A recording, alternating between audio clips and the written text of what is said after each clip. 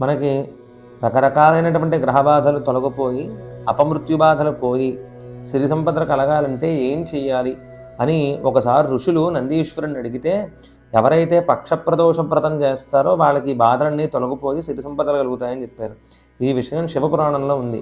అయితే పక్షప్రదోషం అంటే మనకి బహుళపక్షంలో త్రయోదశి నాడు సాయంకాలం వచ్చేటువంటి చతుర్దశిని పక్షప్రదోషము అని పిలుస్తారు. ఆ రోజున ఎవరైతే ఉదయం నుంచి సాయంకాలం దాకా ఉపవాసం చేసి రాత్రివేళ శివారాధన చేసి భోజనం చేస్తారో వాళ్ళకి సమస్త సిరి సంపదలు కలిగి గ్రహబాధలు పోతాయట.